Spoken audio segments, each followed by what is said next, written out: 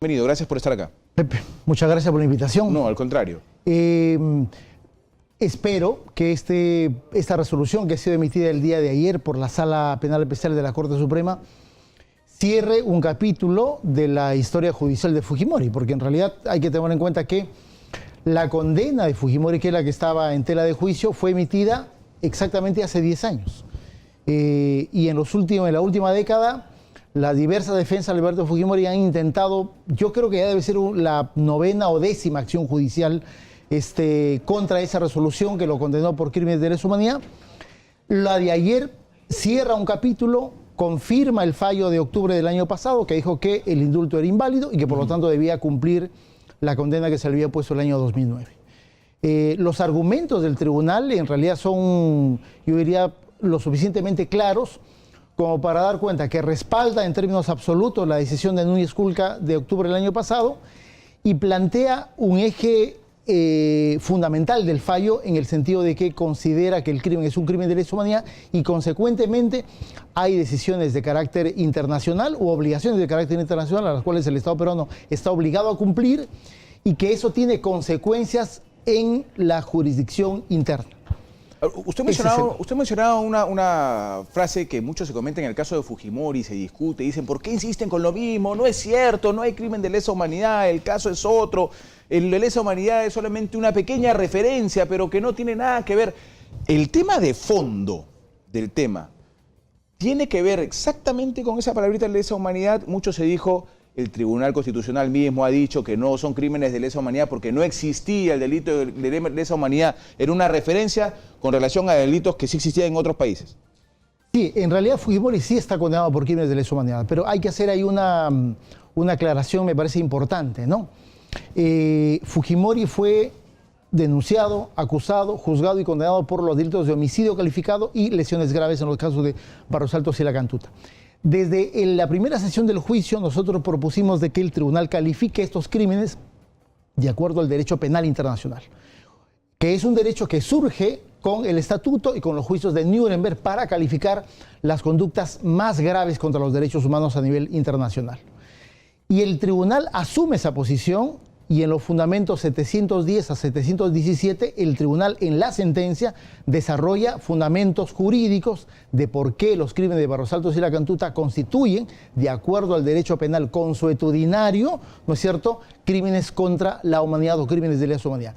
Pero en la parte resolutiva, en la parte del fallo, en el fundamento 823, la sentencia determina que es condenado por homicidio calificado, lesiones graves, que de acuerdo al derecho penal internacional son crímenes de lesa humanidad. Por lo tanto, hay una consideración de carácter jurídico, de derecho internacional, que califica a los crímenes de Fujimori en esa dimensión. Esa referencia, entendámoslo bien, porque en ese momento, corríjame doctor si me equivoco, pero en ese momento nosotros no podíamos decir son delitos de lesa humanidad según la jurisprudencia peruana porque no había, ¿no es cierto? Exactamente, ese es otro tema porque la discusión que se ha armado es porque el año 98, febrero del 98, se incorpora al Código Penal algunas figuras delictivas que se califican como crímenes contra la humanidad, febrero del 98.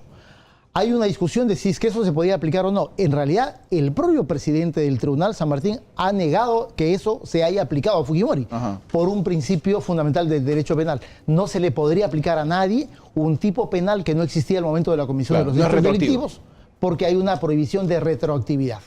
Lo que califica el tribunal dice, oye, yo estoy aplicando de acuerdo al derecho penal internacional consuetudinario, es decir, la costumbre en el derecho internacional se puede acoger en la jurisprudencia. Y esa es la razón por la cual cuando uno de los abogados de Fujimori presenta un habeas corpus respecto a esta calificación, llega al Tribunal Constitucional y el Tribunal Constitucional dice que efectivamente los crímenes han sido reconocidos como tales, pero dice que eso simplemente tiene un efecto meramente declarativo. Eso no es tan cierto en realidad, porque cuando un tribunal interno califica un crimen como lesa humanidad, automáticamente eso tiene consecuencias jurídicas. La primera, que se vuelve un crimen imprescriptible.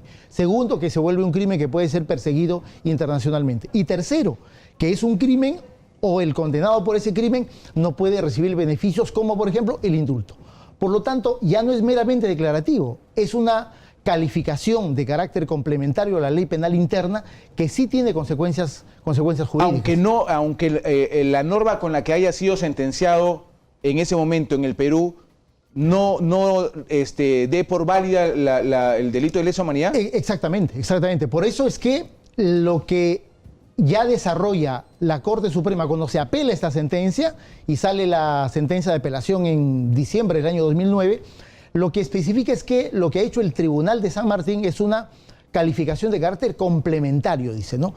Fujimori ha sido condenado de acuerdo a la ley penal interna, homicidio calificado y lesiones graves, que eran delitos que existían en el año 91-92, pero que de acuerdo al derecho penal internacional se califica de manera complementaria utilizando ¿qué? Las categorías del derecho penal internacional constitucional, que es un ejercicio perfectamente legal, que en el Perú se ha hecho por lo menos unas 25 o 27 veces en otros casos, y que permite asumir principios del derecho internacional que son perfectamente aplicables para calificar un crimen que no es un delito común, ¿no es cierto? No podría calificarse al crimen de Barros Alto, la Cantuta o el Frontón o Acomarca como si fuesen delitos comunes. Hay una particular gravedad y una intensidad en la perpetración del hecho delictivo que hace considerar de que las víctimas ya no solamente son las personas individuales que han sufrido el crimen, sino la humanidad en su conjunto. Y eso es un criterio que de manera internacional se ha venido reconociendo y a buena hora que la jurisprudencia peruana lo ha incorporado.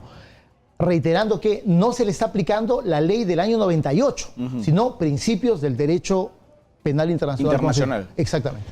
¿Qué puede pasar ahora con respecto a esto?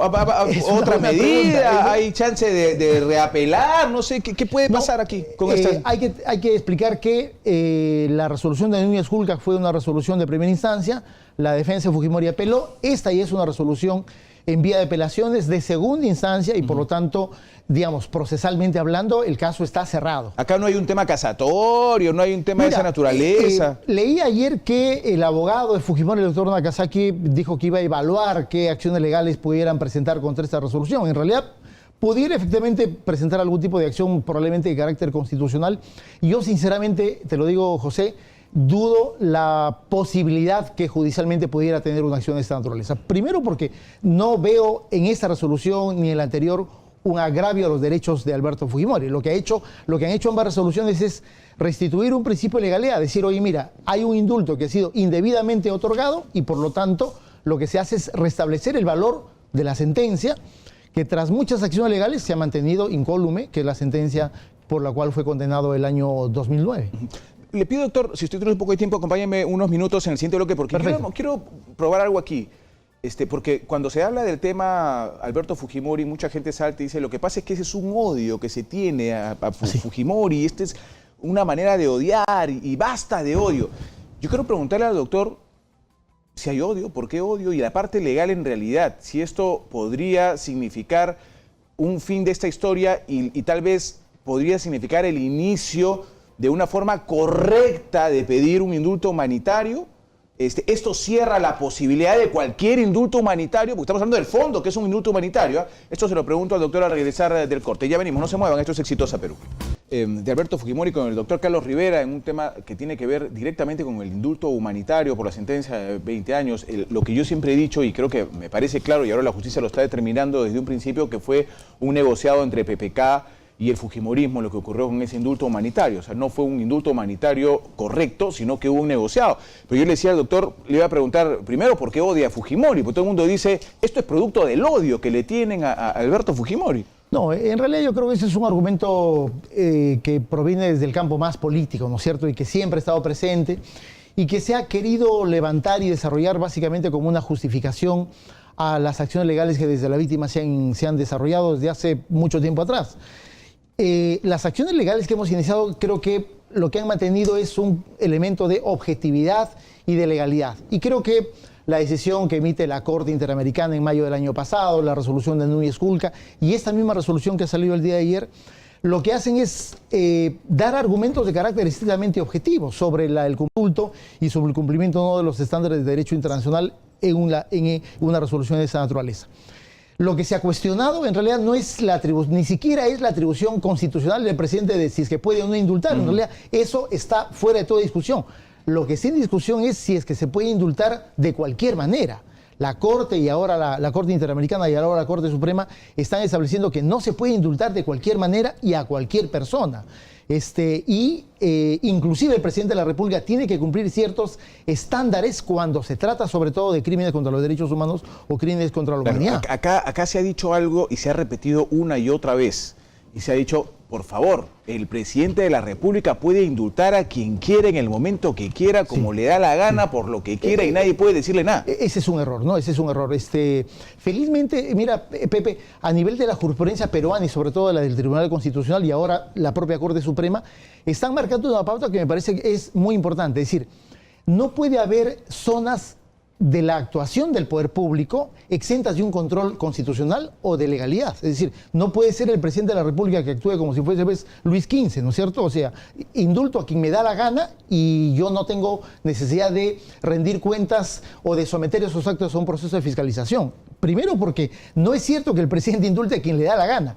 Indulta a las personas que superan los procedimientos del Ministerio de Justicia, ¿no es cierto? Tanto para los indultos comunes, para los indultos de carácter humanitario. El Ministerio de Justicia recomienda, digamos. Exactamente, el Ministerio de Justicia recomienda, de los miles que postulan, escoge los que califican de acuerdo a los procedimientos. Y en el tema del indulto humanitario es mucho más estricto el estándar del procedimiento. Lo que la resolución de la Corte Suprema establece es que no se ha cumplido justamente ese procedimiento y tanto la resolución de Núñez de octubre y la resolución de ayer plantean ejemplos muy concretos de cómo es que el procedimiento legalmente establecido se ha vulnerado o se ha desconocido.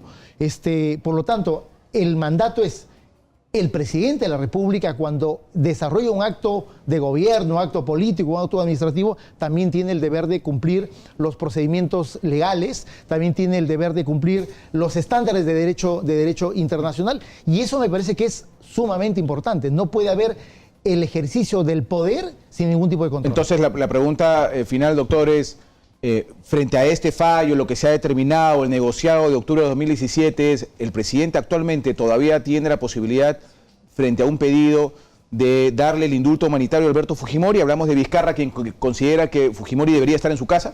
Mira, si Fujimori cumple los estándares que están legalmente establecidos, que me parece entre el año 2007 y 2010 se desarrolla la norma reglamentaria del Ministerio de Justicia.